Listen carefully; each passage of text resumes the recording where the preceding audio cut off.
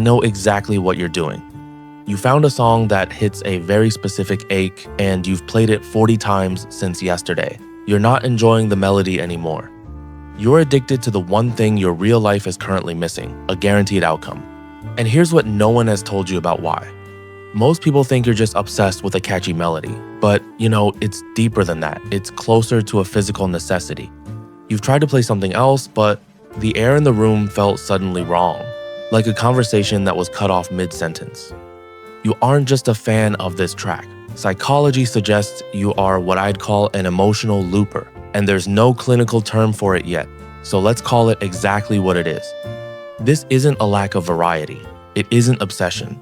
It's a rare capacity for resonance processing, and you're using that song for a specific, surgical purpose that most people never experience. You've probably heard that music triggers dopamine. That's not news. What no one tells you is what it means that you specifically need to trigger it 50 times in a row with the same song. Researcher Elizabeth Margulis spent years studying exactly this. What she found was strange. When you repeat a song enough times, your brain stops following it like a story and starts inhabiting it like a place. She calls this participatory processing. The boundary between you and the music dissolves. You're not listening to the song anymore. You're inside it. Here's the mechanism. Every time your brain accurately predicts the next beat, the exact moment the bass drops, the exact breath before the chorus, it gets a reward signal. By looping the track, you've turned your playlist into a precision instrument. You know every note before it arrives, and your nervous system rewards you every single time for being right. In a life that currently feels unpredictable, you've engineered one thing you can control completely. You're not stuck. You're riding a specific emotional wave until you've reached the shore. And the people this applies to almost always share the same 3 patterns. Pattern 1, you've probably noticed that you'll endure 3 full minutes of verses just to reach one specific 4-second bridge that feels like it's realigning your spine.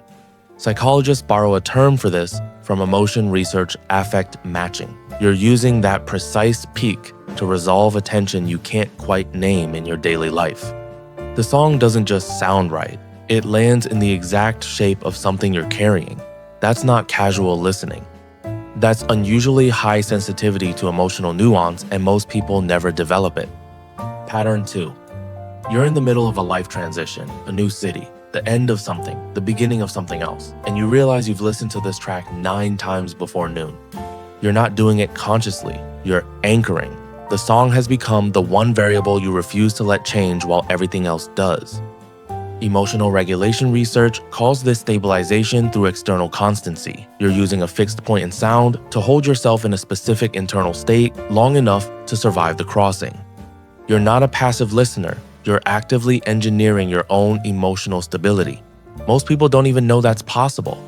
Pattern 3. You would never, under any circumstances, play this song for a group of friends. If someone put it on at a party, something in you would recoil.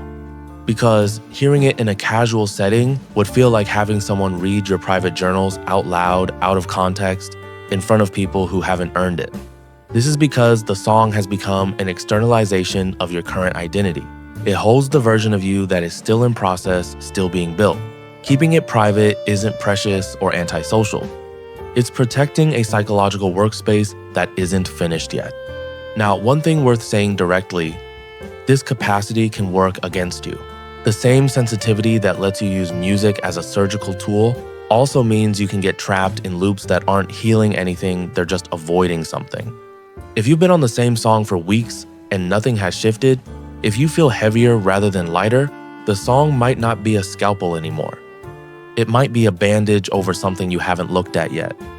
That distinction matters, and you'll know the difference if you're honest with yourself.